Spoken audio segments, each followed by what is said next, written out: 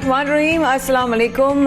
बहुत बहुत खुशामदीद and good morning. आप देख रहे हैं सबसे बड़े पाकिस्तान। मैं हूं माया खान और मैं हूं शाहज़ेब अहमद। नया वीक स्टार्ट हो गया है और इस नए हफ्ते में जो वीकेंड पे बहुत सारी खबरें और कल वज़ीर आज़म पाकिस्तान का वो टेलीफोनिक कॉन्वर्जेशन अपनी आवाम के साथ और बहुत सारे पहलू जो न्यूज़ में आज डेफिनेटली आपके लिए होंगे। सुबहनामा का आगाज़ करते हैं। शाहज़ेब, क्या ख्याल है, कल वज़ीर आज़म पाकिस्तान के जो टेलीफोनिक जो उन्होंने आवाम की शिकायतें ली और उस पर बहुत सारे बयानात भी दिए, उसके बारे से जरा बात करते हुए स्टार्ट लें। बिल्कुल बात करते हैं। और कितनी अच्छी बात है ना कि वज़ीर आज़म पाकिस्तान इमरान खान बराह रास्त लोगों से बात करते हैं, अपनी कौम से बात करते हैं। इस तरीके से सब लोग उनसे कांटेक्ट भी कर सकते हैं, अपने मसाइल उनके सामने रखते हैं और बड़ी एक कैजुअल जो है वो टॉक होती है। तो कल भी हमने देखा कि बराह रास्त जो लोग फोन कॉल्स कर रहे थे उसका वज़ीर आज़म पाकिस्तान बराह रास्त जवाब दे रहे थे।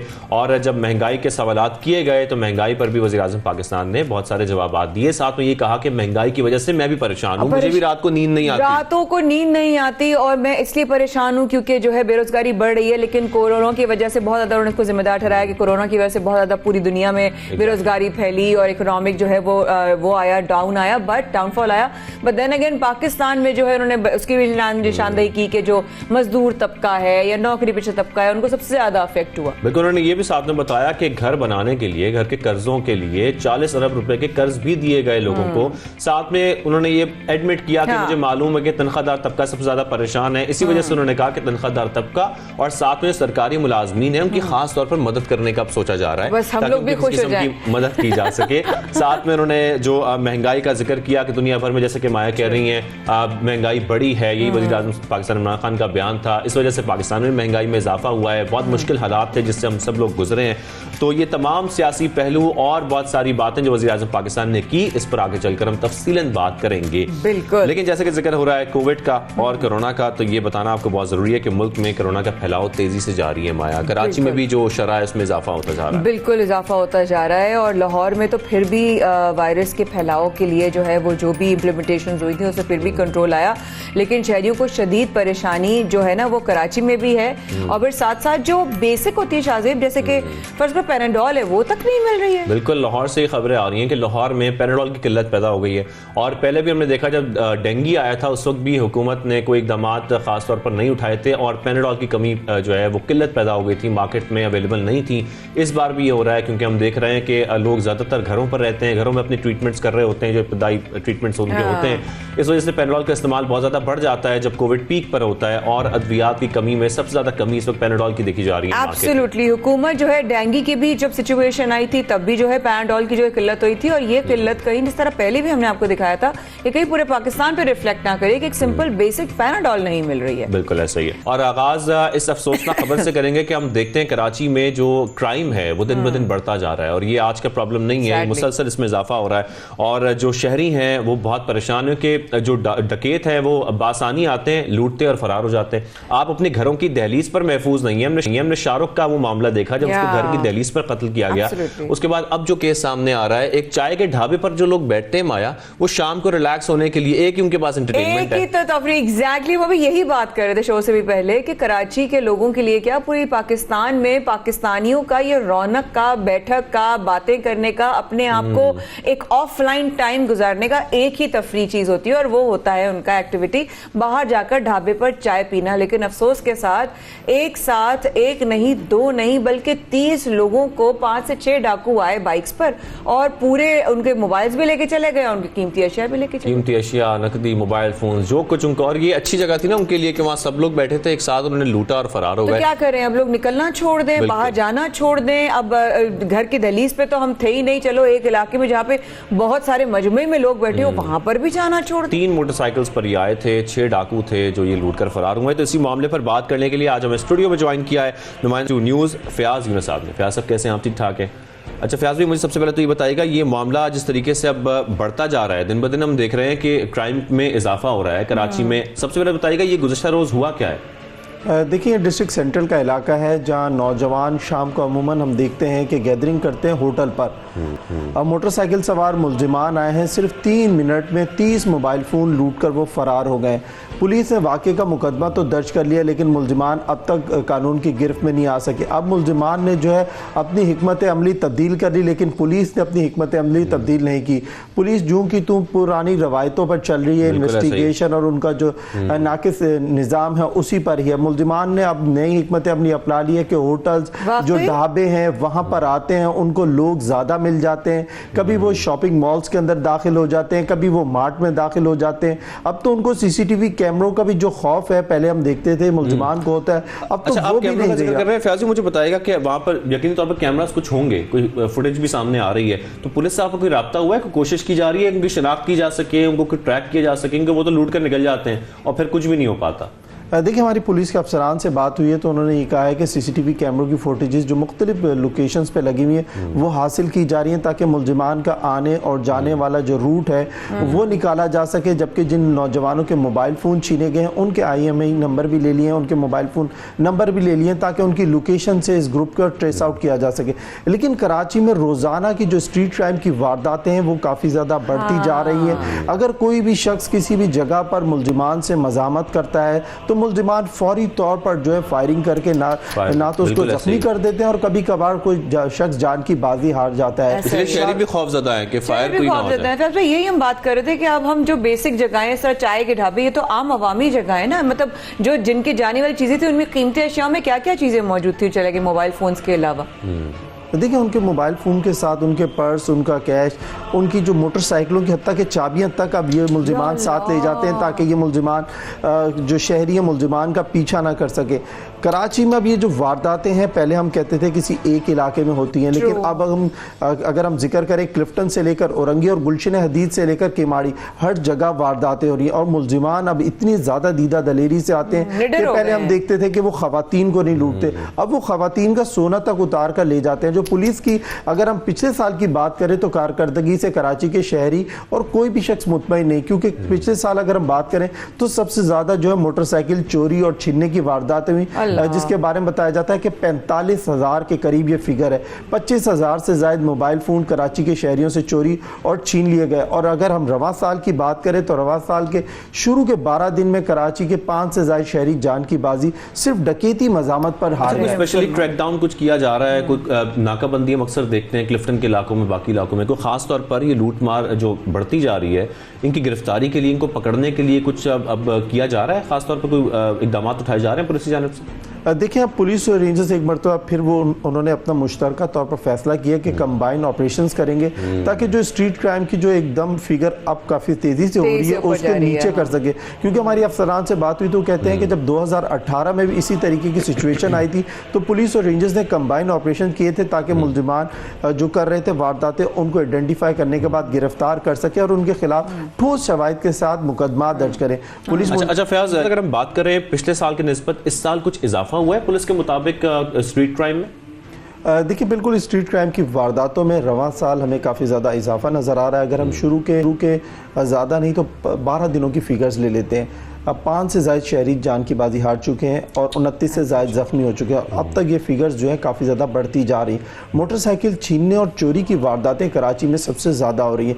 कराची के शहरी अमूमन हम देखते हैं कि सबसे ज़्यादा, आप लोग भी सफ़र करते हैं, हम भी करते हैं, मोटरसाइकिल पे आसानी से घूमते हैं, वो काफ़ी ज़्यादा चोरी और छीनने की, गाड़ी चोरी और छीनने के भी वाक़यात में काफ़ी ज़्यादा इजाफा हो रहा है। अगर हम बात करें 2021 में तो 2021 में भी सबसे ज़्यादा जो चोरी और छीनी गई थी वो मोटरसाइकिलें थी जिनकी तादाद जो है 40,000 के करीब थी। इसी तरीके से 25,000 से ज़ायद मोबाइल फ़ोन चोरी और छीने गए। अच्छा फैज भाई, एक सवाल मुझे आ रहा है जहन में कि जितना भी वारदातें आप बताए, numbers and facts and figures आपने शेयर किए कि इंक्रीज हो रहे हैं, आपको क्या लगता है अवाम से जब आप मिले, आपने जाके कवरेज की तो उनके अंदर खौफ व हिरास ज़्यादा फैल गया है क्या? वो कह रहे हैं कि यार नहीं अब हम नहीं आएंगे भाई, हमें तो आना ही मुश्किल हो गया, एक साथ 30 लोगों के जो है मोबाइल भी चोरी हो गए और कीमती अशिया भी चोरी हो गई, तो क्या लगता है अवाम का क्या अब रिएक्शन होगा? देखिए अवाम, हम रोज़ाना कहीं वारदात होती है, लोगों से मिलते हैं, वो हमसे रब्ता करते हैं। सबसे ज़्यादा अवाम तंग होती है पुलिस के रवैये से। वो ये कहते हैं कि एक तो हम 15 पे फ़ोन करते हैं, उसके बाद फ़ोन आता है हमें कि थाने आओ, फ़ौरन आओ, यहाँ कहाँ क्या कर रहे हो। तो परेशान होते हैं। वो कहते हैं कि पुलिस फौरी तौर पर हमसे तमाम तर चीज़ें इस तरीके से पूछती है जैसे हम मुल्जिमान खुद हैं। और पुलिस के अफसरान से बात हुई है तो वो ये कहते हैं कि रिपीट क्रिमिनल्स हैं, रिपीट क्रिमिनल्स के खिलाफ जो मुकदमा दर्ज किए जाते हैं वो इतनी ज़्यादा उनकी तफ्तीश नाकिस, और जो अफसरान हैं वो इतने ज़्यादा पुराने तर्ज पर करते हैं कि मुल्जिमान अदालत में जाते हैं, पहली दूसरी पेशी पर वापस आ जाते हैं। अगर हम फर्जंद की मिसाल रखें, फर्जंद के खिलाफ 2 मुकदमात थे, 2 दफ़ा गिरफ्तार हुआ, अगर उसको सही तरीके से पुलिस उसके केस में उसको गिरफ्तार करती, उसका ट्रायल होता तो वो बाहर ना आता। यही वजह जब ट्रायल सही नहीं होते और जब गिरफ्तारियां नहीं होती या गिरफ्तार होने के बाद भी वो उनको रिलीज कर दिया जाता है, इसी वजह से जो स्ट्रीट क्राइम है उसमें कमी हम नहीं देख रहे और इसी तरह से वारदातें बढ़ती जा रही हैं और परेशान हो रही है, ट्रस्ट लेवल अफेक्ट हो रहा है और अब अपनी जिंदगी पर भी ये नहीं पता कि हम निकलेंगे घर से तो खैर से वापस आएंगे या नहीं। बड़ी तशवीशनाक भी बात है और परेशान कुन बात है। थैंक यू वेरी मच, आपने ज्वाइन किया और इस एक अहम सूरत हाल पर जो कि बदतरीन होती जा रही है इस पर बात की। यहाँ पर छोटी सी ब्रेक लेते हैं, ब्रेक के बाद दोबारा आएंगे और फिर बहुत सारी खबरें शामिल करेंगे। ठीक है।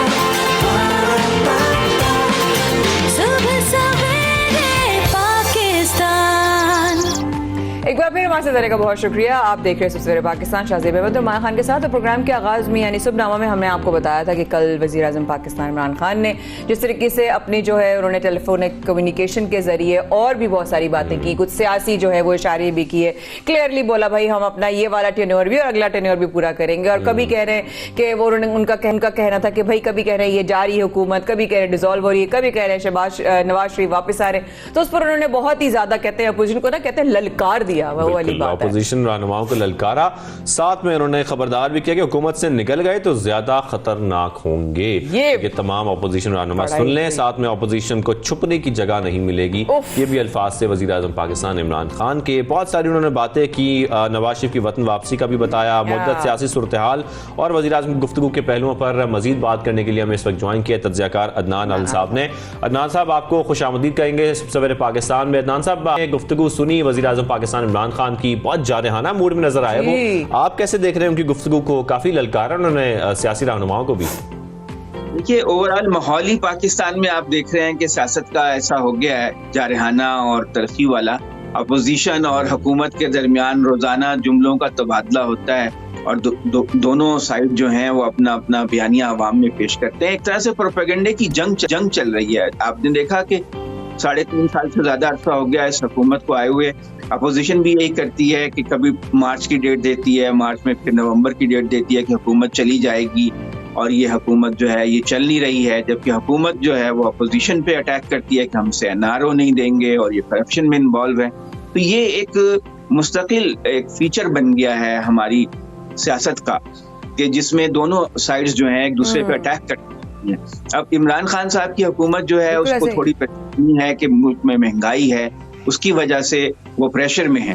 तो उन्होंने फैसला किया कि वो बराह रास्त आवाम से, क्योंकि उनका फैन क्लब है, उनकी सपोर्ट बेस है, तो जब वो बात करते हैं तो उसका इम्पैक्ट ज्यादा होता है। तो जबकि उनके जो दूसरे लीडर्स हैं वो भी ये बातें करते हैं, लेकिन अवाम उन्हें इस तरह रजिस्टर नहीं करते जिस तरह इमरान खान साहब की बात को करते हैं। इसलिए उन्होंने डायरेक्ट अवाम से बातें की हैं और वही बातें हैं जो हम अरसा दराज से सुनते आ रहे हैं, लेकिन ये कि एक नए अंदाज में। और अब ये जो हुकूमत के खिलाफ प्रोपेगेंडा बहुत तेज हो गया था कि बस मार्च अप्रैल में भी जाने वाली है, सदारती निज़ाम आ रहा है, इमरजेंसी हो जाएगी। तो मेरा ख्याल है कि इमरान खान साहब की इन बात उन अफवाहों को वो कम होंगी और हुकूमत की जो एक सपोर्टर्स हैं उनका हौसला बढ़ेगा। असल बात यही होती है कि सियासत में आप अपने वर्कर्स का हौसला बढ़ाएं और जो सपोर्ट बेस है उसको मजबूत। अदनान साहब, जी बिल्कुल ऐसा ही। अदनान साहब, साथ एक और भी सवाल जहन में आया था कि बड़ा वाकई में हेड ऑन उन्होंने बड़ा हेड स्ट्रॉन्ग किस्म का उन्होंने एक स्टेटमेंट दिया है कि अगर मैं हुकूमत में नहीं रहा तो मौजूदा ऑपोजिशन से ज्यादा खतरनाक होगा। अब आपको लगता है कि उनकी जो करंट सिचुएशन है, क्या उनकी नेक्स्ट कमिंग इलेक्शंस में उनकी सिचुएशन या उनकी पार्टी या किस तरीके से भी कमजोर नजर आ रही है? देखिए, फिलहाल तो ये है कि माशी जो मसला है खासतौर से महंगाई का, उसने मुतवस्सित तबके को और गरीब तबके को दोनों को मुतासिर किया है और उसकी वजूहात बहुत सी हैं, आलमी भी हैं, मुल्की भी हैं। बहुत अरसे दराज से हमारी मईशत ऐसी चल रही है, लेकिन उसका इल्जाम तो सारा जो हुकूमत में होता है उसी पर आता है ना। तो वो उस प्रेशर में है, लेकिन अब में 1.5-2 साल रहते हैं, तो 1.5-2 साल के बाद क्या माहौल बनता है कोई कह नहीं सकता, क्योंकि जो हवा चलती है इलेक्शन के मौके पे वो काउंट करती है। उस वक्त तक हर पार्टी की कोशिश होती है कि अपनी सपोर्ट बेस को बचाए रखे। तो एक प्रोपेगेंडे की जंग है जो चल रही है और हम देख रहे हैं, और उसको फिर हम मीडिया वाले भी, जाहिर है कि हमारा भी उसमें कंट्रीब्यूशन है कि टॉक शोज में वो डिस्कशंस होती हैं कि हुकूमत रहेगी या नहीं रहेगी, ये हो गया वो हो गया। तो उसमें एक सस्टेन करना होता है हर पार्टी को। आपने देखा शाहिद खाकान अब्बासी ने टॉक शो में कहा कि नवाज शरीफ के आने की तो कोई बात नहीं थी, हमने तो सिर्फ इसलिए कि वो माल बिकता है तो इसलिए हमने ये बात की। और बहुत सी बातें जो कि नहीं होती, मगर वो सिर्फ अपना एक पोस्चरिंग सियासतदान करते हैं अवाम को अपना मौक़िफ़ देने के लिए, ताकि उनके जो सपोर्टर्स हैं उनके हौसले बुलंद रहें और उनकी सपोर्ट बेस कम ना हो। तो ये एक स्ट्रेटेजी है प्रोपेगेंडे की। बिल्कुल बिल्कुल अदनान साहब, ऐसा ही। और साथ में हम जैसा कि देख रहे हैं कि वज़ीर-ए-आज़म पाकिस्तान इमरान खान ने ये भी कहा कि अगर मैं हुकूमत में ना रहा तो ज़्यादा खतरनाक साबित होगा। क्या इससे ये हम कह सकते हैं कि आइंदा इंतखाबात में उनको कामयाबी कुछ ना होती भी नजर आ रही है, कुछ ऐसा तासुर पाया जा रहा है? नहीं, देखिए बात ये नहीं है कि अगले इलेक्शन की, बात ये है कि अपोजिशन का प्रोपेगेंडा ये है कि बस ये हुकूमत जाने वाली, अब बस थोड़े दिन रह गए। वो ये कह रहे हैं कि अगर हुकूमत को इसी तरह तुमने निकाला वक्त से पहले तो फिर मैं स्ट्रीट एजुटेशन करूंगा, और वो तुम्हारे लिए कंट्रोल करना मुश्किल होगा। तुम जिसके साथ ये साजिश कर रहे हो, आपस में कर रहे हो या किसी और के साथ कर रहे हो, तो उस ये बात जहन में रखो कि अगर मैं सड़कों पे आकर एजुकेशन करूंगा जैसा कि तुम मुझे धमकियां दे रहे हो, तो मैं तुम्हारे लिए ज्यादा पैदा कर सकता हूं। छुपने की जगह नहीं मिलेगी। मरियम के जवाब में कहा है कि ये गीदड़ भभकियां हैं, तुम्हारे साथ कोई भी नहीं होगा। मेरा ख्याल है कि इसमें कोई ठोस बात। अच्छा अदनान साहब, ये इस तरह कल जाहिर है काफ़ी गरज बरस के साथ जो है वज़ीर-ए-आज़म पाकिस्तान ने जो है अपना इज़हार ख्याल भी किया और लोगों को बड़ा हेड ऑन जो है वो स्टेटमेंट भी दिया। अब मुझे ये बताइए, क्या इसका आपने कहा कि मरियम नवाज ने भी कहा गीदड़ धपकियाँ, तो ये लोग प्रेशर में नहीं आएंगे या किसी तरीके से आपको लगता है अभी थोड़े कल के सिचुएशन और इवेंट के बाद थोड़े बैकफुट पे चले जाएंगे? आपको ऐसा नहीं लगता? क्योंकि उन्होंने बहुत ही ज़्यादा कहा है कि मतलब छुपने की जगह नहीं मिलेगी अगर सड़कों पर निकल आया तो। देखिए, मुकाबला तो बराबर का है, चोट तो बराबर की। अभी आपने देखा कि सर्वे भी आया था जिसमें 1 पॉइंट का फर्क है नवाज शरीफ की पार्टी की मकबूलियत में और इमरान खान की पार्टी की मकबूलियत में। मैं इसलिए कह रहा हूं कि मुस्लिम लीग और पीटीआई की बजाय कि शख्सियात के गिर्द पार्टियां घूमती हैं ना, एक पार्टी नवाज शरीफ के गिर्द घूमती है, एक इमरान खान साहब के गिर्द। तो इन दोनों की पार्टियों की मकबूलियत तकरीबन बराबर ही है, कोई उसमें 19-20 का ही फर्क है। तो मुकाबला तो जोरों का है, बैकफुट पे कोई भी नहीं जाएगा। पाकिस्तान के लोग पसंद करते हैं कि जरा मुबालगा अमेज बयान किया जाए, जोरदार बात की जाए। तो इमरान खान ने भी इसलिए लोगों की नफ्सियात को भांपते हुए बहुत जारहाना अंदाज इख्तियार किया है और कड़क के बोले हैं। बिल्कुल आपने देखा है कि अब मरियम नवाज ने भी उसके जवाब में बहुत सख्त बयानात दिए हैं। तो ये इस तरह ही बयानबाजी चलती रहेगी, जुमलेबाजी चलती रहेगी, क्योंकि लोग पसंद करते। बहुत शुक्रिया अदनान आदिल साहब, जो तजियाकार, और कल के इवेंट के ऊपर उनसे हमने इज़हार ख्याल उनसे पूछा कि क्या सिचुएशन हो सकती है आगे आने वाले इलेक्शंस में, क्या हो सकता है, अवाम का क्या रद्दमल हो सकता है, साथ साथ ऑपोजिशन जो है वो क्या अब डरेगी, सहमी की, बैकफुट पे चली जाएगी, या और जो है वो हेड ऑन इनको लेगी, काउंटर स्ट्राइक के लिए रेडी हो रही है। लेकिन काउंटर स्ट्राइक के लिए और भी क्लियर की तरफ अगर बढ़ें तो काउंटर स्ट्राइक के लिए अमेरिका में सिचुएशन कोरोना को लेकर एक जो है कदम उठाया गया, और वो ये है कि बच्चों को, जो उनके स्कूल में जाने वाले बच्चे हैं, उनको हफ्ते में 2 बार जो है वो कोविड का जो है वो टेस्ट उनके लिए। बिल्कुल इस तरह से अमेरिका में भी इकदाम उठाए जा रहे हैं और ऑस्ट्रेलिया में भी कुछ इस किस्म के इकदाम किए जा रहे हैं कि जो तमाम बच्चे उनको महफूज रखा जाए, और महफूज उनको रखने के लिए जैसे कि माया आप जिक्र कर रही है कि 2 बार उनके कोविड टेस्ट किए जाएंगे। तो मेरे ख्याल में बहुत अच्छा कदम है ये, इस तरीके से आपको श्योरिटी होगी कि बच्चे महफूज हैं। अब ये देखिए आपके, और एक ऑस्ट्रेलिया की अगर बात कर रहे हैं हम, तो वहां पर बच्चों के स्कूल में हफ्ते में 2 दफा, मतलब मेरे खुद फैमिली के बच्चे, मेरी भांजी का बच्चा also goes to the school, और वो स्कूल में बच्चे अपने माँ बाप कितने महफूज फील करेंगे, और यहाँ हम बड़े होने के बाद भी गैर जिम्मेदारी का जो है वो मुजाहरा कर रहे हैं। बच्चों का इसलिए भी इंपॉर्टेंट है कि बच्चे सबसे बड़े कैरियर बनते हैं। आई थिंक कि वो घरों में जाते हैं, सबके करीब होते हैं, क्योंकि उनकी इम्यूनिटी उनकी स्ट्रांग होती है, लेकिन इसके बावजूद वो बाकियों को कोविड लगने के खतरात होते हैं। इस वजह से बच्चों को महफूज रखना बहुत जरूरी है। और पाकिस्तान में भी हम देख रहे हैं कोरोना की तशवीशनाक सूरत हाल है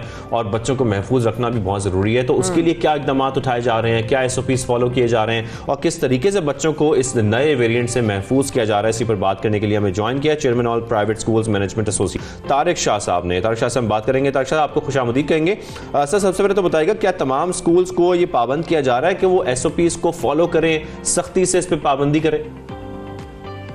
जी बिल्कुल, देखें SOPs की जहाँ तक बात है, स्कूल्स को ऑब्वियसली खुद से भी पाबंद हैं वो, और हमने भी अहकाम जारी किए हैं। गवर्नमेंट ऑफ पाकिस्तान और सिंध ने, NCOC ने, सब ने जो अहकाम जारी किए हैं कि SOPs पे स्ट्रिक्ट कंप्लाइंस की जाएगी। नॉट ओनली दी SOPs बल्कि 12 साल और इससे ज़ायद के जो बच्चे स्कूल में आते हैं स्पेशली, उनको वैक्सीनेशन पे भी पाबंद किया जा रहा है और उनको डेडलाइन दे दी गई है कि आप अपनी कन्वीनियंस के हिसाब से, क्योंकि पेरेंट्स बिजी होते हैं तो वो डे टाइम पे तो नहीं लगवा पा रहे, लेकिन हमने ये कहा है कि आप अपनी कन्वीनियंस के तौर पर 1 हफ्ते के अंदर तमाम जो है वो वैक्सीनेशन कंप्लीट कर लें, ताकि स्कूल में बच्चे वही आएंगे जो वैक्सीनेटेड होंगे। अच्छा तारिक शाह साहब, ये जब आपने जब बच्चों से कहा और उसके बाद ये पेरेंट्स की तरफ गए, तो इसको कितना वक्त हुआ और उसके बाद आपको रिस्पांस कैसा आया? देखिए, रिस्पांस तो पॉजिटिव है, क्योंकि ऑब्वियसली हमारे मुल्क के अंदर 2 तरह के लोग मौजूद हैं जो कि कोविड पे बिलीव ही नहीं करते, तो बहुत सारे लोग ऐसे हैं जो कि कोविड पर बिलीव करते हैं के साथ साथ एहतियाती तदाबीर भी कर रहे हैं और ये बात समझते हैं कि अगर हमें एजुकेशन को कंटिन्यू रखना है तो बच्चों को वैक्सीनेट करवाना पड़ेगा, क्योंकि हम माजी के अंदर ये देख चुके हैं कि इतना लॉकडाउन रहा है तालीमी इदारों के अंदर, तो वो भी, अब पेरेंट्स भी इसकी अहमियत को समझते हैं और इसको अच्छा रिस्पॉन्स देते हुए वैक्सीनेशन कार्ड अब स्कूल में जमा किए जा रहे हैं। दरअसल आपकी कोई हुकूमत से बातचीत हुई है, कोई राब्ता हुआ है कि स्कूल्स के अंदर भी बूथ्स कायम किए जा सकें और बच्चों की वैक्सीनेशन वहीं पर की जा सके? जी बिल्कुल, देखिए गवर्नमेंट के साथ हम फुल्ली ऑन बोर्ड हैं और भी चीजें तय की जा रही हैं, उसके अंदर हमें ऑन बोर्ड लिया जा रहा है। जहां बूथ्स की बात है वो भी रैंडमली स्कूल्स के अंदर वो खुद से भी जा रहे हैं, इवन रैंडम टेस्टिंग भी स्कूल्स के अंदर की जा रही है कि वो रैंडमली आते हैं बच्चों की कोविड टेस्ट करके चले जाते हैं। इसके साथ साथ बूथ्स की जहां तक बात है उसको हम थोड़ा सा प्रमोट इसलिए भी नहीं कर रहे हैं क्योंकि हम चाहते हैं कि पेरेंट्स अपनी मौजूदगी में अपने साथ बच्चों को खुद जाके लगवाएं, ताकि उसके अंदर एक रिलायंस बढ़ जाती है और पेरेंट भी कन्वीनियंट महसूस करते हैं कि वो अपने बच्चों को अपने सामने लगवाएं। राइट। तारिक शाह साहब, अगर खुदा न खास्ता अल्लाह पाक ना करे कि सिचुएशन काबू में नहीं रही और काबू से बाहर हो गई और अल्लाह ना करे किस तरीके से जो कोरोना पॉजिटिव केसेस हैं उनमें इजाफा हो जाए, ऐसी सूरत हाल में क्या आपने प्लान किया हुआ है कि बच्चों की अटेंडेंस कम होगी या ऑनलाइन की तरफ जाएंगे, तो उसको लेकर आपका जो है वो फोर्थ कमिंग सिचुएशन में आप क्या देख रहे हैं? ये बिल्कुल देखें, इस 2 सालों के अंदर तो तालीमी इदारे फुल्ली ट्रेंड हो चुके हैं कि कोई भी ऐसी सिचुएशन आती है तो वो फौरी शिफ्ट कर जाते हैं अपने नेक्स्ट स्ट्रेटेजी के ऊपर, और वो स्ट्रेटेजी यही होती हैं, जैसे अभी से देखें पहला फेज तो आ चुका है कि बच्चे ऑल्टरनेट डेज आ रहे हैं, और अगर खुदा न खास्ता बहुत ज्यादा आउटब्रेक होता है, कैजुअलिटीज बढ़ जाती हैं, तो जब तो ऑब्वियसली हम भी इस चीज को महसूस करते हैं कि तालीम से बेहतर ज्यादा पढ़कर जो है उस वक्त हेल्थ कंसर्न आ जाते हैं बच्चों के, तो उस वक्त तो ऑब्वियसली ऑनलाइन की ओर हमें जाना पड़ेगा, या वंस इन अ वीक बच्चों के पेरेंट्स जो हैं वो असाइनमेंट्स और वो होमवर्क घर से या स्कूल से कलेक्ट करके ले जाते हैं। जिस तरह भी ये सिचुएशन होती है वो उस तरह से स्कूल पॉलिसी बना लेता है as per government guideline. Tariq Shah साहब, आपको क्या लगता है जी, अभी आपको क्या लगता है कि कितना ज्यादा आपको अभी आप ये टारगेट है जो अचीव करना रह गया है, या तकरीबन सब कुछ हो चुका है, आपका बच्चों को कवर कर लिया आप लोगों ने? नहीं, बिल्कुल भी कवर नहीं किया है, क्योंकि सितंबर में तो सेशन स्टार्ट हुआ था प्रॉपर्ली फिजिकली क्लासेस के साथ, तो अभी तो अच्छा खासा सिलेबस जो है वो बाकी है, तकरीबन अराउंड 2 मंथ्स तो हमें लगेंगे कुछ कंप्लीट करने में, और अब तो और टारगेट आगे बढ़ गया है क्योंकि ऑल्टरनेट डेज अब बच्चे आ रहे हैं, इवन प्राइमरी के स्टूडेंट्स ऑल्टरनेट डेज स्कूल आएंगे तो उनका टारगेट तो और आगे चला गया है। इवन अगर मैं बोर्ड एग्जाम्स की बात करूं तो उसमें तो सिलेबस और ज्यादा है। अगर बिलखुसूस सिंध की बात करूं तो यहाँ तो सब्जेक्ट्स इंक्रीज हो गए हैं। पहले यहाँ 5 सब्जेक्ट्स होते थे मैट्रिक एग्जाम्स के अंदर, अब 7 सब्जेक्ट्स होते हैं। तो वैसे ही और सिलेबस बढ़ चुका है बच्चों का। तो इस वक्त तो ऐसी सिचुएशन है कि एकेडमिक टारगेट्स हो गए, साथ में जो वैक्सीनेशन टारगेट्स हैं वो कितने अचीव किए जा चुके हैं अब तक, और क्या टारगेट्स हैं मजीद?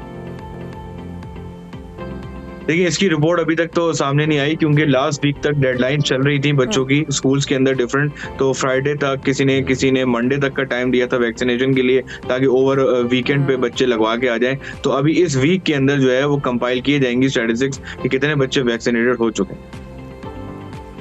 अच्छा दाई साहब, तो एक बहुत अहम बात जो मेरे घर में पिछले हफ्ते हुई शाज़े, वो हुआ ये कि बच्चों से ऑब्वियसली उनके टीचर्स और उनकी जो एकेडमिक इंस्टीट्यूशंस हैं वो उनके सर्टिफिकेट्स मांग रहे हैं। अच्छा, फिर एक और चीज़ भी है कि अगर आप बच्चे नहीं जा पा रहे या किसी सूरत में जो है वो नहीं है कोई भी रसाई आपकी जो है कि जहाँ से आप नादा से जाके सर्टिफिकेट ले सकें, तो ऑनलाइन की जो ऐप है ना वो बहुत ज़्यादा फ्रेंडली नहीं है। मैंने खुद पर्सनली यूज़ करके देखी तो उसमें ऑप्शंस तो आ रहे थे, लेकिन ऑप्शंस के आगे वो बहुत वेबसाइट बहुत डेड चल रही थी। अगर उसमें आप इजी पैसा कराना चाहें या आप ऑनलाइन टू ट्रांसफर करवाना चाहें, उसकी जो फीस है वो बहुत फ्रेंडली नहीं थी। तो प्लीज मेरी गुजारिश है कि बीइंग समबडी जिनके घर में बच्चे हैं, तो उस ऐप की तरफ जरा इशारा या जरा फोकस जरूर दिलवाइएगा, ताकि वो घर में बैठकर भी लोग जो है सर्टिफिकेट। मैं एक चीज और ऐड करना चाहूंगा आपकी बात को आगे बढ़ाते हुए इसमें एक चीज और ऐड करना चाहूंगा कि जितने भी बच्चों की वैक्सीनेशंस के जो एंट्रीज की जा रही हैं वो बहुत लेट हो रही हैं। ये हमने भी महसूस किया है कि जिन स्कूल्स के अंदर आकर उन्होंने वैक्सीनेशन ड्राइव की हैं वहां पे एंट्रीज या तो कुछ बच्चों की मिस आउट हो गई हैं, या फिर 5-5 दिन बाद जाके वो नादरा के डेटाबेस पे जाके रिफ्लेक्ट हो रही हैं। तो ये बहुत बड़ा अलार्मिंग सिचुएशन हो जाती है। Thank you so much Shah साहब, chairman all private schools management association हमारे साथ मौजूद थे। आपके वक्त का बेहद शुक्रिया। अगर हम बात करें, क्योंकि जरा अदालत का भी वेदर बदल रहा है और हमारी जो है वो मुल्क का वेदर भी बदल रहा है, सियासी वेदर भी बदल रहा है, तो साथ साथ जो एक्चुअल जो वेदर है वो भी जो है वो बदल रहा है। शाहज़ेब, बिल्कुल ऐसा ही है, और मौसम में बड़ी तब्दीलियां आ रही हैं। हम देख रहे हैं कि पहले तो हम ठंड बढ़ती जा रही है और बढ़ती जा रही है, और एक बार फिर कुछ मौसम भी तब्दील हो रहा है। तो हम साथ में आपको ये भी बताएं कि मुल्क के बेशतर इलाकों में बादलों की आंख मचोली भी जारी है। कई इलाकों में हम बारिशें भी देख रहे हैं। लाहौर की अगर बात करें तो वहाँ मुसलसल वक्फे से बारिश का सिलसिला जो है वो चल रहा है। पंजाब के दीगर शहरों में भी कुछ ऐसी सूरत हाल है। साथ में अगर पहाड़ी इलाकों में चले जाए माया, तो बर्फबारी देखे जा रहे हैं, गाले गिरते जा रहे हैं। मैं जाकर आती हूँ, फिर बताती हूँ, क्योंकि एकदम से जो है गर्मी और फिर एकदम से जो है वो सर्दी होना शुरू हो गई और समझ ही नहीं आ रहा। ऐसे मौसम में ज्यादा बीमार होते हैं, लेकिन अगर मौसम को एंजॉय करना है और इसके बारे में जानना है तो जनाब आपको अपना ख्याल भी करना पड़ेगा, ताकि आप मौसम के बारे में ज्यादा जो है वो अपडेट भी रहें। लेकिन हमारे साथ मौजूद नुमाइंदा 92 न्यूज सुधीर अब्बासी मौजूद हैं। आपके वक्त का बेहद शुक्रिया। मुल्क के दीगर हिस्सों में मौसम कैसा रहा, क्या चेंजेस हुई, इस पर बात करते हैं। हमें बताइए कि क्या मरी का मौसम कैसा, मरी के बारे में सबसे पहले जानते हैं। चले जी बिल्कुल, मलका कौसार मरी में बर्फबारी का जो सिलसिला है वो वक्फे से जारी है।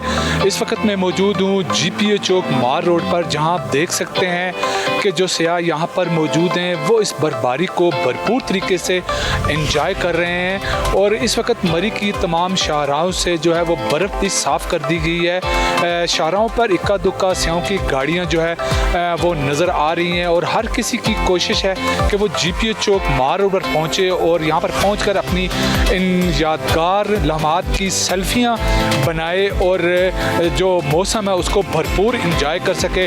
सर्दी की बात की जाए तो सर्दी की शिद्दत जो है वो इस वक्त ज़्यादा है, जिससे जो सयाह हैं वो इसको भरपूर इंजॉय कर रहे हैं। अब तो चलूँ कि इंतज़ामात के हवाले से जो ज़िले अदारे हैं उन्होंने यहाँ पर कंट्रोल रूम भी कायम किया हुआ है, और इस वक्त तमाम जो हालात हैं उनको मॉनिटर किया जा रहा है। इस वक्त रेस्क्यू 1112 सिटी ट्रैफिक पुलिस और पंजाब पुलिस और दीगर जितने अदारे हैं वो यहाँ पर अलर्ट हैं, और तमाम जो सहूलियात हैं वो सयाहों को मुयस्सर की जा रही हैं। अब तो चलूँ कि महकमा हाईवे मशीनरी की जानिब से तमाम जो उनकी मशीनरी है वो इस वक्त रोड्स पर मौजूद है, जो सड़कों को साफ़ कर रही हैं। और एक बात यहाँ पे बताया चलूँ कि 17 मील टूल प्लाजे पर सयाहों को रोक कर चेक करके उनकी गाड़ी की फिटनेस और चैन वगैरह देख कर वहाँ से उनको मरी आने की इजाज़त दी जा रही है। इस वक्त रोज़ाना 8000 गाड़ियाँ जो हैं वो मरी में दाखिल की जा रही हैं, लेकिन 8000 गाड़ियाँ मरी में नहीं आ रही।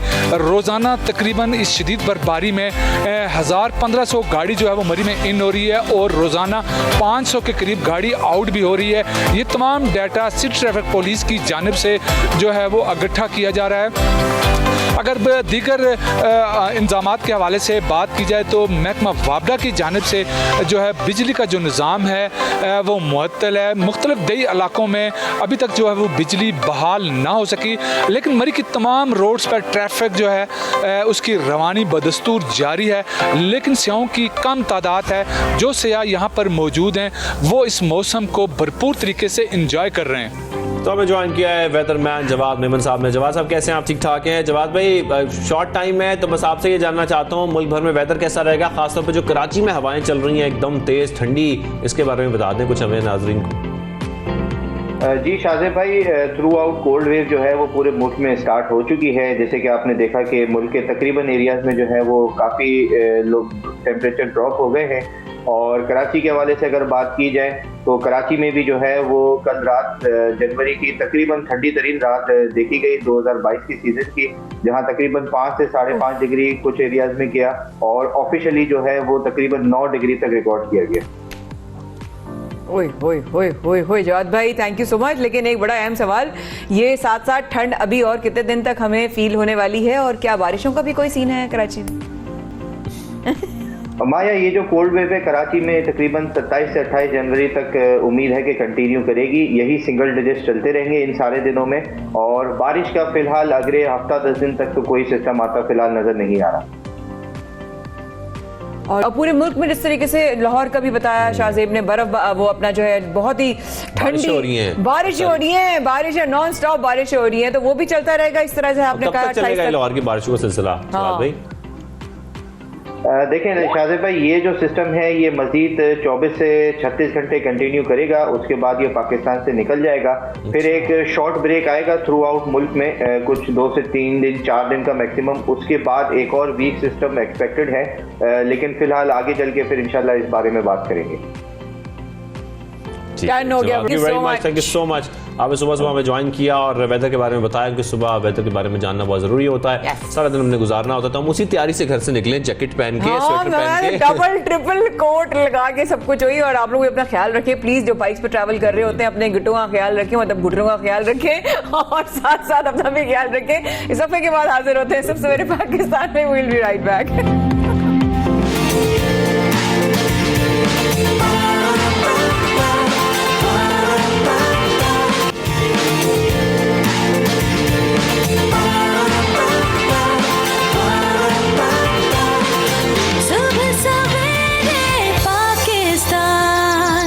एक बार फिर हमारे साथ आने का बेहद शुक्रिया। और अब जो हम आपको खबर आपसे शेयर करने वाले हैं और खुद भी बहुत सारी खबरों के बारे में पता करने वाले हैं, वो है PSL। शाहजेब, क्या एक्साइटमेंट है? कुछ दिनों का इंतजार, फिर आएगी छक्को चौको की बहार। देखिए मेरे अल्फाज के साथ आपके एक्शन कितने चलेगा। तो विकेटें उड़ेंगी, सीटियां बजेंगी। जब PSL आता है तो ये ज़हन में जरूर आता है। साथ में हम आपको बताएं कि जो तैयारियां हैं वो भी अरूज पर पहुंच चुकी हैं, बल्कि तकरीबन मुकम्मल हो गई हैं, लेकिन कुछ जो चीजें रह गई हैं उसके बारे में भी आज हम बात करेंगे। साथ में आपको बताएं कि कमेंट्री पैनल का ऐलान हो गया है, गैर मुल्की खिलाड़ी पहुंचते जा रहे हैं, इसके साथ जो प्रैक्टिस सेशन है वो भी जारी है, वो भी चल रहे हैं। बिल्कुल ऐसा ही है। और जो कमेंटेटर्स के बारे में बताया गया है और बहुत सारी चीजें जो और भी बहुत सारी तैयारी होंगी, और साथ साथ बायोसिक्योर बबल की क्या सिचुएशन, जो आप मुझे ब्रेक में बता रही थी कमेंट्री के बारे में। बिल्कुल ऐसा ही है, वो वाली बात है, और नहीं बताने वाली होती है, लेकिन बहुत सारी चीजें ऐसी है जो हमें सीनियर ही बता सकते हैं। जो हिफाजती प्रोटोकॉल्स हैं उसको भी बाकायदा तौर पर फॉलो किया जा रहा है। किस हद तक फॉलो किया जा रहा है वो भी बहुत सख्ती से फॉलो इस दफा कराया जाएगा, क्योंकि हम देख रहे हैं कि कोविड के जो केसेस में इसमें बहुत ज्यादा इजाफा हो रहा है। और इससे बचने के लिए, क्रिकेट इवेंट को वायरस से बचाने के लिए क्या इकदाम उठाए जा रहे हैं, इसी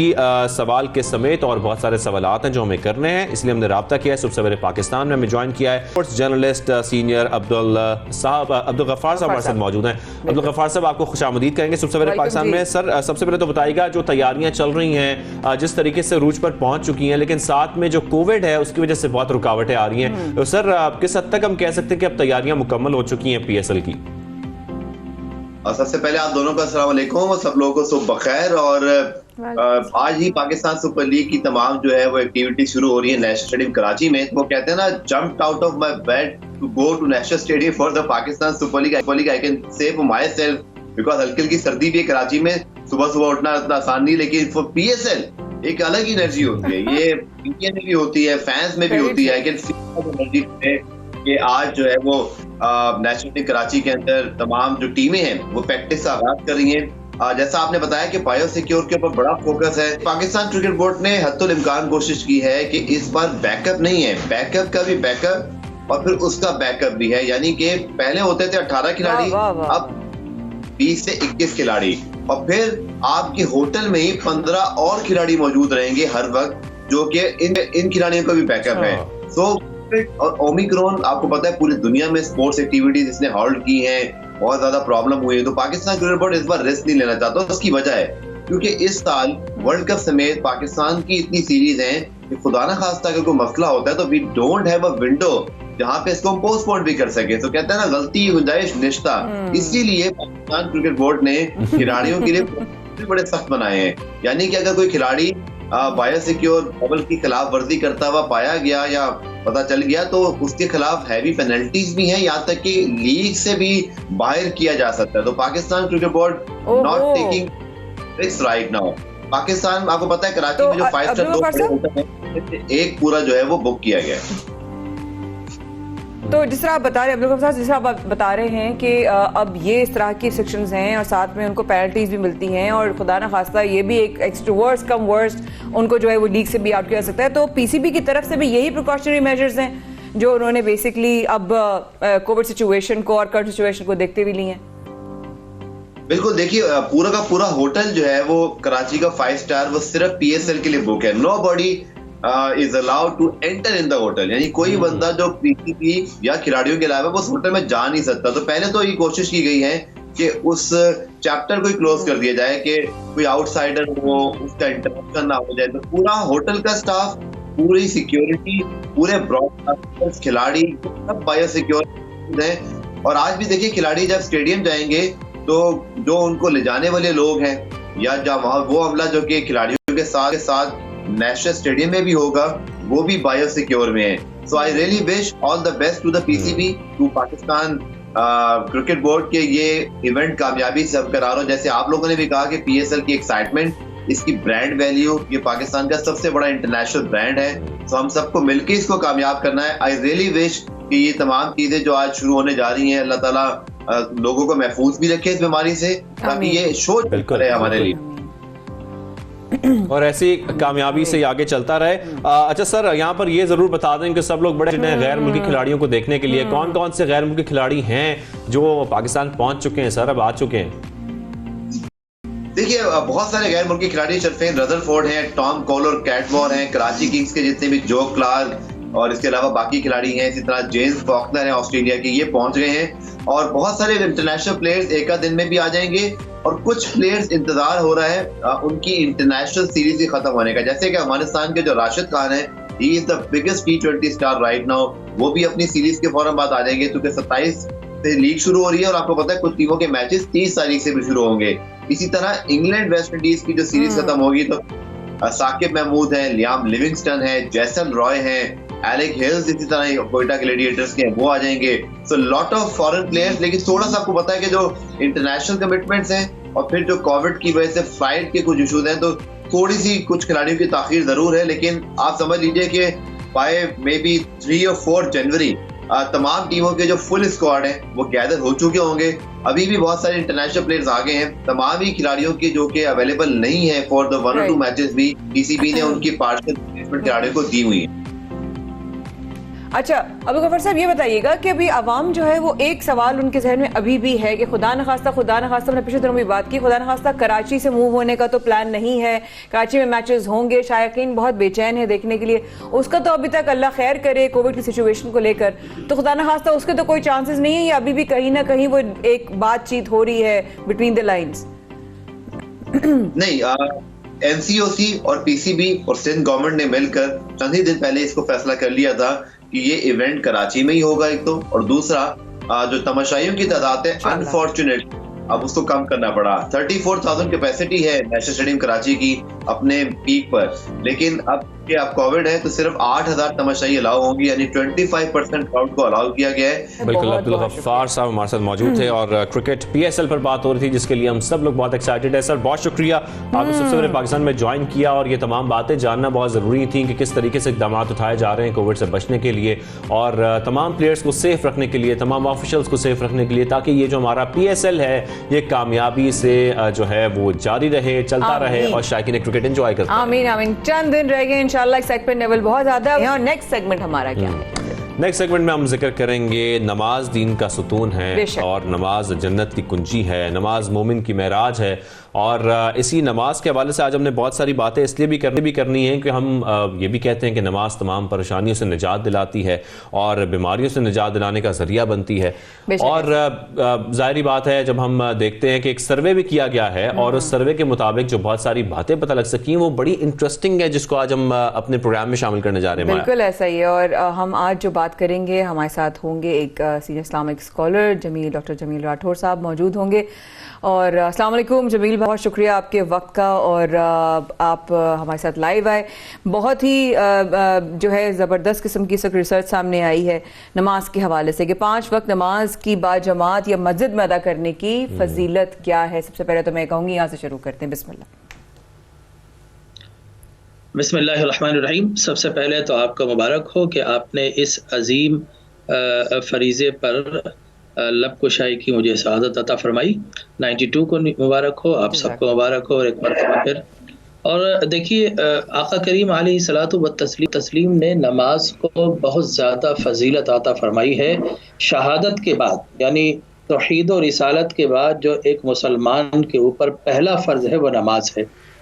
अब मर्दों के मुतालिक सरकार कायनात सल्लल्लाहु अलैहि वसल्लम का हुक्म है कि सलातल जमाअती तफ्तलु सलातल फर्ज़ी बिसबइम व इशरीन दरजा, कि घर में नमाज पढ़ने से कहीं बेहतर 27 दर्जे अफजल जो नमाज है वो बाजमात है। लिहाजा आका करीम अलैहिस्सलातु व तस्लीम ने फरमाया कि बल्कि एक मरतबा आपने लकड़ियाँ जमा की, नौजवानों को जमा किया और कहा कि अजान दो। अजान दी गई।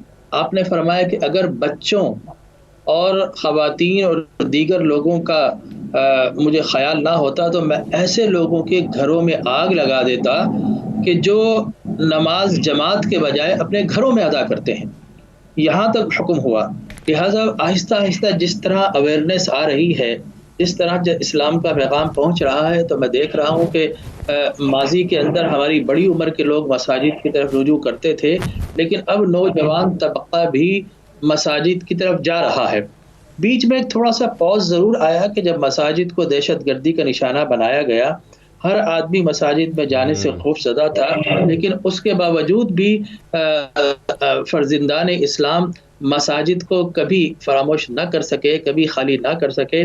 आज मस्जिदें हमारी भरी हुई हैं और मैं इस्लाम का फ़लसफ़ा अगर बताना चाहूँ तो वो ये है कि अल्लाह के नबी बुनियादी तौर पर 2 चीज़ों के लिए तशरीफ़ लाते हैं। एक तो ये कि मखलूक को खालिक से मिलाने के लिए और एक ये कि मखलूक को मखलूक से मिलाने के लिए। अब देखिए, अगर कोई किसी उज़्र की बुनियाद पर घर में नमाज पढ़ता है तो नमाज दरअसल मखलूक को खालिक से मिलाती है, तो वो ये फरीज़ा अपने घर पर भी, ये राब्ता अपने घर पर भी बरकरार रख सकता है किसी उज़्र की बुनियाद पर। लेकिन इस्लाम ने कहा कि घर पर नमाज पढ़ोगे तो मखलूक खालिक से मिलेगी, लेकिन मस्जिद में जाओगे तो मखलूक मखलूक से भी मिलेगी, मखलूक खालिक से भी मिलेगी। लिहाजा एक इज्तिमाई ऐसी दरसगाह बना दी गई मस्जिद कि जहाँ पर दोनों से कम्युनिकेट किया जा सकता है। अब घर पर आपने नमाज पढ़ी, कबूल हुई ना हुई, लेकिन जमात के अंदर नमाज पढ़ेंगे, एक की कबूल हो गई तो अल्लाह सबकी मकबूल फरमा लेगा। ठीक है ना। और आप यहाँ पर जिस तरीके से हम जिक्र कर रहे हैं, जी सॉरी आपकी बात कर रहे हैं डॉक्टर साहब, जिस तरीके से हम जिक्र कर रहे हैं सर्वे का कि जिसमें ये पता लग सका है कि 43% पाकिस्तानी मर्द अपने घर के सबसे करीब जो तरीन मस्जिद होती है उसमें 5 वक्त की नमाज अदा करते हैं। इस हवाले से अगर हम कुछ इस तरफ भी जाएं कि हमने देखा है कि जब पाकिस्तान पर मुश्किल हालात आए और पिछले 2 साल वाकई बहुत मुश्किल थे, जिसमें हमने कोविड की सूरत हाल देखी, लेकिन उसके बाद जैसा कि सर्वे में ये बताया जा रहा है कि 1 साल के दौरान अगर गुज़श्ता साल के साथ कंपैरिजन किया जाए तो नमाजियों में बहुत इजाफा हुआ है जो मसाजिद में जाकर नमाज अदा कर रहे हैं। तो इस हवाले से आप क्या कहेंगे कि हम ये कह सकते हैं कि मुश्किल हालात में मुसलमानों को अल्लाह के हम करीब आ गए एक तरीके से? जी हाँ, बिल्कुल। देखिए, इंसान 2 तरीके से आजमाया जाता है, या देकर या लेकर। और ये इंसान की फितरत है, जब दिया जाता है तब भी वो ये सोचता है मुझे किसने दिया, तो वो उसके हुजूर शुक्रिया अदा करना चाहता है। अच्छे और नफीस और सलीमुल फितरत लोगों का यही तरीका है। लेकिन जब कुछ ले लिया जाए, आपने देखा होगा कोई शख्स बीमार हो जाए तो फौरी तौर पर बुखार की हालत में उसके मुंह से या तो माँ का नाम निकलता है, या माँ माँ माँ, या अल्लाह अल्लाह अल्लाह। तो ये इंसान की फितरत में डाला है। अब जब इस्लाम की तरफ आते हैं तो इस्लाम ने तो कहा है कि जब भी कोई मुश्किल आए तो तुम्हें जलाल के कदमों में पनाह लेना है। लिहाजा इंसान अल्लाह की बारगाह की तरफ दौड़ता है। आप यकीन जानिए कि जब SOP के साथ नमाजें पढ़ी जा रही थी तो मैं हैरान और शशदा था कि हमारे गलियों के नौजवान बच्चे वो आकर बाकायदा लाइनिंग बना रहे थे, मार्किंग कर रहे थे, और इस तरीके से एक पूरा कम्युनिटी सिस्टम डेवलप हुआ कि पूरा रमजान 2019 का इस तरह गुजरा है कि जनाब मस्जिद में जगह नहीं तो पार्क्स में लग गई हैं, सड़कों के ऊपर SOP बन गई है। तो लोगों ने SOP के साथ, मैं समझता हूँ, ज्यादा नमाजें अदा की है, अल्लाह की तरफ ज्यादा लोग गए हैं। तो जब भी कोई मुश्किल लम्हा आए तो एक मुसलमान कहाँ जाएगा? अल्लाह से ना मांगे तो किससे मांगेगा? और मैं तो ये भी बताऊं आपको कि जनाब मन के अजानें दी गई हमारी मस्जिद के अंदर, पूरे पाकिस्तान के अतराफ व अकनाफ में रात 10 बजे एक और अजान दी गई और अल्लाह की रहमत को पुकारा गया। तो जब भी मुश्किल आती है तो इंशाअल्लाह कि मुसलमान अल्लाह की बारगाह में जाता है, रसूल मुकर्रम सल्लल्लाहु अलैहि वसल्लम पे सलात व सलाम और दुरूद के नजराने पेश करके अल्लाह से पनाह मांगता है, और यही मुसलमान को ज़ेब देता है। बिल्कुल, हमारी भी दुआ है कि जल्द से जल्द ये हम इस बीमारी से निजात पाएं। ऐसा ही है, बिल्कुल ऐसा ही है। जमील भाई, आपको देख रही हूँ तो रेहान भाई की जो है वो तस्वीर आंखों में आ गई, और वही वाली बातें जो आपसे रही या मेरे भाई रेहान भाई से रही, हमेशा वही बातें लग रहा है मुझे जैसे कि फिर एक बार फिर से जो है वो ये महफिल सज गई है। तो एक सवाल जहन में आ रहा था कि अक्सर आप भी और रेहान भाई भी, अल्लाह पाक दर्जात बुलंद फरमाए, ये सवाल ज़रूर करते थे कि भाई आप फजर की नमाज़ पढ़ते हैं, आप फजर की नमाज़ पढ़ते हैं, अच्छा फजर की पढ़ते हैं, ये क्योंकि फजर की नमाज़ बड़ी मुश्किल होती है पढ़ना, तो फजर की नमाज की फजीलत जमील भाई, जज़ाकल्लाह। जी हाँ, बेशक फजर की नमाज तो दरअसल इंसान को उठाने के लिए है, सिर्फ जिस्मानी तौर पर नहीं बल्कि सेहत के तौर पर भी, इंसान को रिस्क के तौर पर भी, इंसान को जिद्दोजहद के तौर पर भी, और इंसान को इंसानियत के तौर पर भी। इसलिए कि हमारी दुनिया का जो सिस्टम है वो सोलर सिस्टम है, हमारी एनर्जी जो भी मिलती है सूरज से मिलती है। लिहाजा मैं ये एडवाइस करूंगा, जहां इस्लाम ने फजर की नमाज की फजर की सबसे बड़ी अहमियत ये है कि आप अगर फजर की नमाज में उठकर और नमाज की तरफ चलते हैं तो पूरा मुआशरा, पूरा आपका एटमॉस्फेयर जो है रिच ऑफ एनर्जी होता है, ऑक्सीजन आपको मिलती है, आपको अल्लाह के घर रुजू होने का मौका होता है। और इसके साथ साथ वो जो कोरोनरी वेसल्स, जो हार्ट डिजीज हैं, अगर वो अब यकीन कीजिए कि फजर की नमाज पढ़ें, उसके बाद चहलकदमी करते हुए किसी दरख्त के किनारे बैठे थोड़ा सा चल लें, तो वो जो 11-12 बजे उठते हैं या 10 बजे उठते हैं उनसे कहीं ज्यादा फ्रेश होंगे। और सरकार कायनात सल्लल्लाहु अलैहि वसल्लम ने फरमाया, तमना सुबहती तमना और रिज़्क़ी। आज हम परेशान है कि जी बरकतें नहीं है हमारे घरों में, हमारा रिस्क नहीं है, नौकरियां नहीं है, परेशानियां है। आप यकीन कीजिए अर्ली डॉन अगर आप उठें, नमाज फजर से कुछ पहले आका करीम के दुरूद और सलाम पढ़ें और उसके बाद नमाज का एहतिमाम करें, तो हुजूर ने फरमाया कि सुबह जो उठते हैं अल्लाह तकसीम उसी वक्त शुरू करता है और 11 बजे तक ये तकसीम उठा दी जाती है। लिहाजा अगर वो लोग जो सुबह सोते हैं उनका रिस्क आपने देखा हुआ अक्सर तंग होता है। अच्छा डॉक्टर साहब, जैसे कि नमाज का जिक्र हो रहा है और भी बहुत सारे सवालात ज़हन में आ रहे हैं, मैं चाहता हूं कि आज इस प्रोग्राम के में हम आपसे सवालात करें। जैसे कि कोई शख्स भी डॉक्टर साहब अगर नियत कर लेता है कि मैं बाकायदा अब नमाज अदा करूंगा, इरादा कर लेता है, उस इरादा करने की, उस नियत करने का कितना सवाब मिलता है उसको? देखिए, इस्लाम बड़ा आफाकी रिलीजन है। हुजूर अकरम कायनात सल्लल्लाहु अलैहि वसल्लम ने फरमाया, किसी शख्स ने अगर नेकी का इरादा भी कर लिया और नेकी ना कर सका, तब भी अल्लाह उसको एक अजर अता फरमाता है। और इसके बरअक्स अगर किसी ने बुराई का इरादा किया तो कोई गुनाह नहीं लिखा जाएगा, यहाँ तक कि वो बुराई कर ले, बुराई करने के बाद उसका गुनाह लिखा जाएगा। तो अगर कोई अच्छा काम करना चाहता है, बार बार इरादा करे, इसलिए कि इंसान के पास से इरादा, अल्लाह तबारक व तआला ने दीगर मखलूक़ात पर इंसान को इसलिए फ़ौक़ियत दी कि इंसान को अल्लाह ने ताक़ुल, तफ़क्कुर, तदब्बुर और इरादे की ताकत अता फरमाई है। लिहाजा अगर इंसान डिसाइड कर ले तो मैं ये समझता हूँ कि 1 या 2 या 3 मरतबा उसे तौफ़ीक ज़रूर मिल जाएगी और वह नमाज ज़रूर अदा करेगा। और नमाज तो एक ऐसा अमल है कि दरअसल जब हम नमाज पढ़ते हैं तो वो सूरह अलग के आखिर में फरमाया गया, मैं तिलावत नहीं करूँगा, सजदा वाजिब हो जाएगा कि अपना सजदा करो और करीब हो जाओ। लिहाजा हर इंसान ये चाहता है, चाहे वो मुस्लिम हो, नॉन मुस्लिम्स हो, इन्फिडेल्स हो, कोई भी हो, वो ये चाहते हैं कि एक ताकतवर शख्सियत उनके पुश्त के ऊपर मौजूद हो। हर इंसान ताकत को, और इसी ताकत की वजह से इंसान ने नदी को, नालों को, आग को, शोलों को, सूरज को, चांद को, जिसमें ताकत देके झुक गया। तो अल्लाह तबारक व तआला ने अपने हबीब को भेजकर मुतफर्रिक और मुंतशिर और स्कैटर्ड ह्यूमैनिटी को अल्लाह ने एक डायरेक्शन के अंदर जमा किया और कहा कि इस डायरेक्शन में अगर तुम झुकोगे तो तुम अपने पालनहार के करीब हो जाओगे। जब कुर्ब मिल जाएगा तो फिर यकीनी तौर पर बंदा एक वक्त ऐसा आता है, अल्लाह जो तू चाहता है वो कर दे। जब बार बार इंसान ये कहता है तो फिर जवाब आता है, बंदे अब मैं ये कहता हूँ, जो तू चाहता है मैं वही करूँगा। वो कहा ना, खुदा बंदे खुदा बंदे से पूछे कि बता तेरी रजा क्या है। तो ये वो मकाम अगर मिलता है तो नमाज से मिलता है। बिल्कुल, सुभान अल्लाह। और यही वजह है कि हम सबको आज मेरे ख्याल में हम सबके लिए इम्पॉर्टेंट है इस बात को समझना कि एटलीस्ट नियत जब आप कर लेते हैं, जैसे डॉक्टर साहब भी फरमा रहे हैं कि जब नियत हो जाती है, जब इरादा हो जाता है तो फिर आप वो अमल कर भी लेते हैं। तो बहुत शुक्रिया, हमारे साथ मौजूद थे मजहबी स्कॉलर डॉक्टर जमील राठौर साहब। सर, आपने सबसे पहले पाकिस्तान के लिए वक्त निकाला इस मामले पर गुफ्तगू की। तो ये तो सारी गुफ्तगू हो गई माया, अब हम किस तरफ जा रहे हैं? आपके वक्त का बेहद शुक्रिया, सलामत रहिए, जज़ाकल्लाह खैरन कसीरा। इस वक्फे के बाद हाजिर होते हैं, रहिएगा हमारे साथ।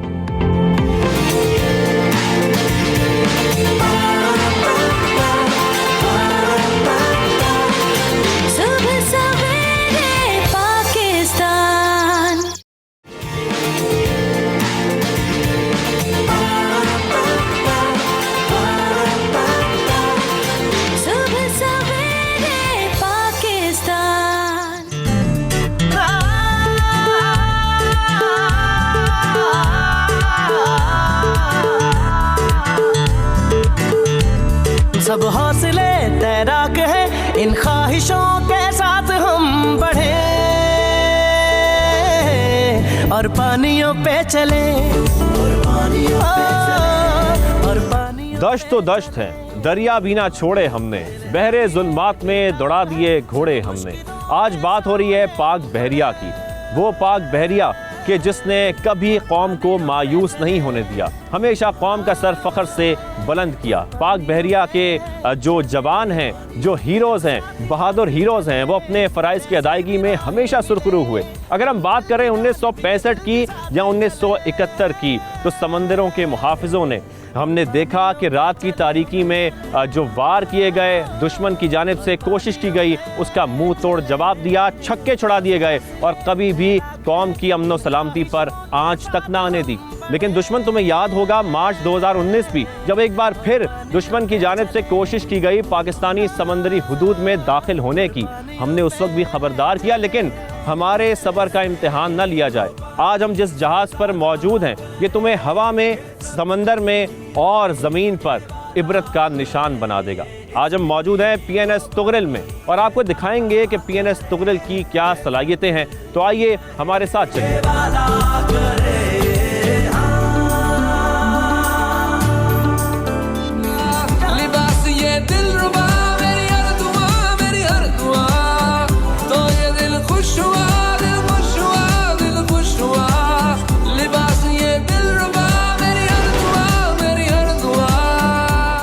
तो जैसा कि मैंने जिक्र किया था, बहुत सारे सवालात हैं जिनको हम जानना चाहते हैं और आप लोग भी सुनना चाहते हैं, इसीलिए आज हमारे साथ मौजूद हैं commanding officer captain Shahid Ahmed साहब। सर कैसे हैं आप? खैरियत से? ठीक ठाक हैं? अल्हम्दुलिल्लाह बिल्कुल। Thank you very much for joining us. और आज हम स्पेशली सिर्फ और सिर्फ बात करना चाह रहे हैं इस PNS तुगरिल के बारे में। सर सबसे पहले तो मैं नाम के बारे में पूछना चाहूँगा, ये PNS तुगरिल नाम क्यों रखा गया? अच्छा, ये बड़ा इंटरेस्टिंग सवाल है और लोगों के जहनों में आजकल काफ़ी ये सवाल आ भी रहा है बार बार। ये पाकिस्तान नेवी का तीसरा शिप है जिसका नाम तुगरिल रखा गया। जो हमारा पहला शिप था 1950s में, उसका नाम तुगरिल था। उसके बाद एक सेकंड शिप था 1980 में, वो कमीशन हुआ, उसका नाम तुगरिल था। एंड दिस इज़ अल्हम्दुलिल्लाह third Tughril and the most important one. और इस नाम की हिस्ट्री अगर मैं आपको बताऊं तो जो सुल्जुक सल्तनत थी, ये 11th सेंचुरी से 14th सेंचुरी तक रही है, जो present day Iran, Iraq, Syria और पार्ट्स ऑफ टर्की, इस पे एक बहुत बड़ी सल्तनत थी और उसकी बुनियाद रखी थी तुगरिल बे ने। And he is known as a military genius. उनके नाम पे तुगरिल नाम रखा गया। PNS तुगरिल बाकी बहरी जहाज़ों से कैसे मुख्तलिफ है, कैसे अच्छा है, कैसे अलग है और इसकी काबिलियत कितनी है? अल्हम्दुलिल्लाह ये लेटेस्ट टेक्नोलॉजी है और ये एक मल्टी मिशन केपेबल शिप है। मैं इसको कंपेयर तो नहीं करना चाहूँगा किसी भी और बहरी जहाज़ से, चाहे वो हमारा हो चाहे वो किसी और कंट्री का हो। मैं आपको इसकी सलाहियतों के बारे में बता सकता हूँ कि it is a multi mission capable ship.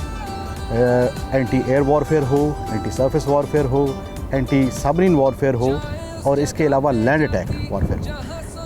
इन तमाम के लिए हमारे पास लॉन्ग रेंज डिटेक्शन के इंस्ट्रूमेंट्स आलात मौजूद हैं और इसके अलावा अटैक की बड़ी ही केपेबल पोटेंट कैपेसिटी मौजूद है और लॉन्ग रेंज सुपरसोनिक मिसाइल्स हैं, सरफेस टू एयर मिसाइल्स हैं। और अल्हम्दुलिल्लाह अगर मैं आपको ये कहूँ कि नेवल वॉरफेयर की तमाम डोमेन्स को ये जहाज़ एम्पली कवर करता है, तो ये बेजाना हो। हमारा जो डिफेंस सिस्टम है ओवरऑल पाकिस्तान नेवी का, वो कैसा है और इस PNS तुगरिल का डिफेंस सिस्टम कितना स्ट्रॉन्ग है? जी अल्हम्दुलिल्लाह पाकिस्तान नेवी के डिफेंस की अगर मैं बात करूं तो ओवर द इयर्स जब भी कभी कोई चैलेंज आया, चाहे वो बैरूनी ख़तरात के सूरत में हो, दिफाई ख़तरात की सूरत में हो या इंटरनल सिक्योरिटी की सूरत में हो, पाकिस्तान नेवी ने हर चैलेंज का मुकाबला किया और सुरखरू हुई उसमें।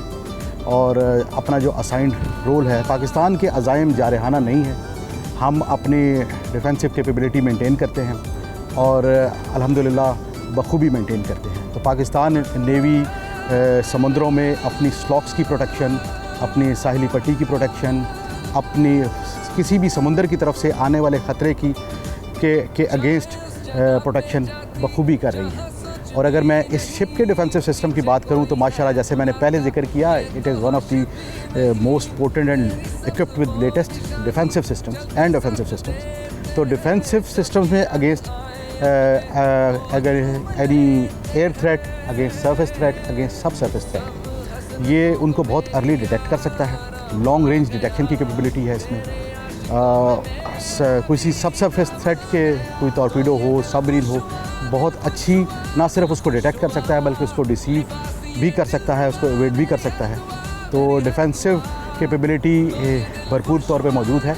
और उसके अलावा मैं यहाँ पे जिक्र करना चाहूँगा कि डिफेंसिव के साथ साथ इसमें बहुत बेहतरीन ऑफेंसिव कैपेबिलिटी मौजूद है। ठीक है sir, thank you very much. और जैसा कि सर कह रहे हैं कि दुश्मन के प्रोफेशनलिज्म पे सवालात बहुत से उठते हैं, लेकिन आज जैसा कि कमांडिंग ऑफिसर साहब हमें बता रहे थे PNS तुगरिल के बारे में और डिटेल्स हमने जानी, इसकी कितनी सलाहियत है, कितनी कैपेबिलिटीज़ हैं और ये क्या कुछ कर सकती है, डिफेंस सिस्टम इससे कितने स्ट्रॉन्ग है। लेकिन इसके अलावा और भी बहुत कुछ है जो आपको दिखाना है और कमांडिंग ऑफिसर साहब की इजाज़त से हम आगे भी जाएंगे और आपको एविएशन ऑफिसर से ही मुलाकात करवाएंगे और ये भी दिखाएंगे कि जो सी किंग इसमें हेलीकॉप्टर शामिल किया गया है या इसमें होता है, उसकी क्या कैपेबिलिटीज़ हैं, वो कितना स्ट्रॉन्ग है या उसके अंदर क्या सलाहियतें हैं। तो आइए हमारे साथ चलिए। नहीं पीछे कोई है बुलाता, ये तो होश भी नहीं, तेरी सब्ज वो निशानी चलते साथ देते हैं, जब भी याद आए अपने वो चूम लेते हैं। सब हसरतों को मेरी आराम आ गया, तेरे आशिकों में मेरा भी नाम आ गया। तो ये दिल खुश हुआ, दिल खुश हुआ, दिल खुश हुआ, लिबास ये दिलरुबा, मेरी हर दुआ, मेरी हर दुआ। तो आज हम आपको दिखा रहे हैं PNS तुगरल, और PNS तुगरल में जब हम फ्लाइट डेक पर पहुंचे थे तो हमने हेलीकॉप्टर का जिक्र भी किया था। और मेरी बैक साइड पे आप देख सकते हैं सी किंग्स, 3 सी किंग्स यहाँ पर खड़े हैं और हम इनके बारे में जानना चाहते हैं। तो हमारे साथ इस वक्त एविएशन ऑफिसर्स ने हमें ज्वाइन किया है। अस्सलाम वालेकुम सर, कैसे हैं आप दोनों? हमारे साथ हैं लेफ्टिनेंट कमांडर अतर साहब और लेफ्टिनेंट जाहिदान साहब। आप दोनों को हम खुशामदीद करेंगे, thank you very much. Lieutenant जाहिदान, ये बताइएगा कि कैपेबिलिटीज़ तो बहुत हैं इन हेलीकॉप्टर्स की, क्या कैपेबिलिटीज़ हैं, कितने स्ट्रॉन्ग हैं ये, और दुश्मन पर सैरतारी कैसे करते हैं? सी किंग हेलीकॉप्टर जिस तरह नाम से जाहिर है कि समंदर का बादशाह, तो समंदर का बादशाह इसको इसलिए कहा जाता है कि इसकी कैपेबिलिटीज़ की वजह से। इसकी कैपेबिलिटीज़ एंटी सरफेस वॉरफेयर, समंदर के ऊपर किसी भी सरफेस वॉरफेयर के लिए बिल्कुल एक बेहतरीन प्लेटफॉर्म है। ट्रूप कैरियर्स के लिए, for example from one place to another, troop carrier अगर आपने फॉर एग्जांपल SSG या टीम्स को ड्रॉप करना है, Sea King is very capable for that. SAR के सर्वेलेंस के कोई भी मिशन सर्वेलेंस के लिए बेहतरीन एयरक्राफ्ट है। SAR सर्च एंड रेस्क्यू के लिए बेहतरीन हेल्प प्रोवाइड करता है पाकिस्तान नेवी को, इसलिए हम कह सकते हैं कि सी किंग हेलीकॉप्टर एक बेहतरीन प्लेटफॉर्म है पाकिस्तान नेवल एविएशन के लिए। सर लेफ्टिनेंट कमांडर साहब, ये बताइएगा किसी भी बहरी जहाज़ के, लेकिन खासतौर पर आज हमने पूरा विजिट किया है PNS तुगरल और हम देख रहे थे कि वहाँ पर फ्लाई डेक पर जिक्र भी हो रहा था हेलीकॉप्टर्स का। 24/7 ये फ्लाई डेक पर अवेलेबल होता है, ऑन बोर्ड अवेलेबल होता है हेलीकॉप्टर, और सर्वेलेंस कितनी इंपॉर्टेंट है किसी भी बहरी जहाज़ के लिए? जी हाँ, ये इस हेलीकॉप्टर की जो सबसे ख़ासियत है वो यही होती है कि वो शिप के ऊपर एम्बार्क्ड ऑपरेशंस कर सकते हैं, और यही वजह है कि वो ऑन बोर्ड मौजूद होते हैं ड्यूरिंग एनी कंटीजेंसी, वो वहाँ पे मौजूद होते हैं उस एमरजेंसी को मीट करने के लिए। और जहाँ तक आपने बात की सर्वेलेंस के हवाले से, सर्वेलेंस एक बहुत इंपॉर्टेंट मिशन है, और ख़ास तौर पे पाकिस्तान नेवी में जिस तरह पाकिस्तान नेवल एविएशन है वो आइज़ एंड एयर्स का किरदार अदा कर रही होती है।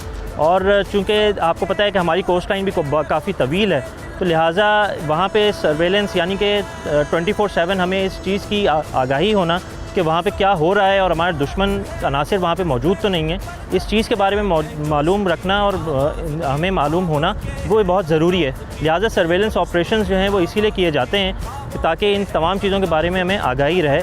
और ये ना सिर्फ कैपेबिलिटी है हेलीकॉप्टर्स की, ख़ासतौर पे सी किंग की, कि वो along the coast he operations कर रहा होता है, प्लस वो डीप इनटू द सी भी ऑपरेशंस करके अपनी जो टेक्नोलॉजी है और अपनी परफॉर्मेंस को मनवा रहा होता है। Thank you very much lieutenant commander Athar साहब और लेफ्टिनेंट जाहिदान साहब हमारे साथ मौजूद थे, और जिस तरीके से हम डिस्कस कर रहे थे सी किंग यानी कि समंदर के बादशाह के बारे में, वो आप सब ने सुना।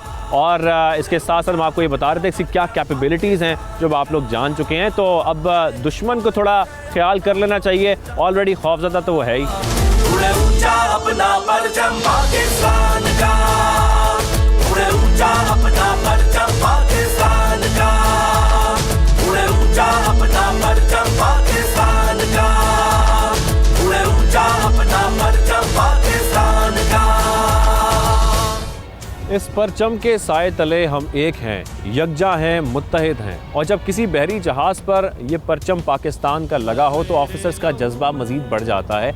इसी वजह से आज हम बात करेंगे, लेफ्टिनेंट कमांडर आयद साहब हमारे साथ मौजूद हैं, नेविगेटिंग ऑफिसर हैं। सर कैसे हैं आप? ठीक ठाक है अल्हम्दुलिल्लाह, ठीक ठाक। सर सबसे पहले तो बताइएगा कि जब एक इंडक्शन होती है नए जहाज़ की और कमीशन हो जाता है, उसके क्रू में शामिल होना कितने बड़े एजाज़ की बात है? जी, एक नए जहाज़ के क्रू में शामिल होना एक ऑनर की बात होती है, क्योंकि ये सिलेक्टेड लॉट होती है जो कि जहाज़ को एज़ पर आपके कॉन्ट्रैक्ट जो कि गवर्नमेंट ने किया होता है उसके तहत उसको मोल्ड करती है, उसके ऊपर ट्रेनिंग लेती है और उसके साथ साथ जहाज़ को बाहिफाजत पाकिस्तान तक लेके आती है। तो ये एक एजाज़ की बात है हमारे लिए। सर बताइएगा, तो हम आज PNS तुगरल ओवरऑल कवर कर रहे हैं, कितने क्रू मेंबर्स होते हैं इसमें, और जब सब साथ रह रहे होते हैं, दोस्तियाँ भी हो जाती हैं, कैसा वक्त गुजरता है आपका शिप के ऊपर? जी, नेवी का जो शिप होता है, चाहे तुगरल हो, किसी भी क्लास का शिप हो, उसमें एक डिसिप्लिन लाइफ होती है। Starting from day first, hand calls मतलब मॉर्निंग कॉल से लेके रात के 5 डाउन तक आपकी एक रूटीन होती है जिसको फॉलो करते हैं। और उसके अंदर डिफरेंट टाइप के डिपार्टमेंट्स होते हैं जो कि मिल के शिप को चला रहे होते हैं। एज ए प्रोफेशन हर अपना पार्ट एज ए प्रोफेशनली देता है, और एज ए प्रोफेशन ख़त्म होने के बाद जब आप इवनिंग में होते हैं तो as a family member act करते हैं। तो हमारी पूरा मतलब एक डिसिप्लिन टाइप से जहाज़ चलता है और हम एक दूसरे में हमारे में हारमनी होती है और उसी तरीके से हम इसको लेके चलते हैं।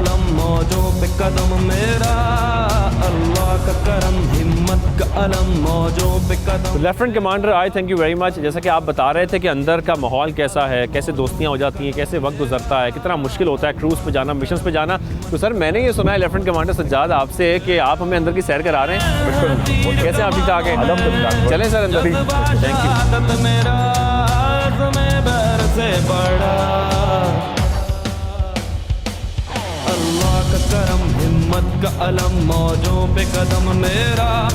अल्लाह का करम हिम्मत का अलम मौजों पे कदम मेरा।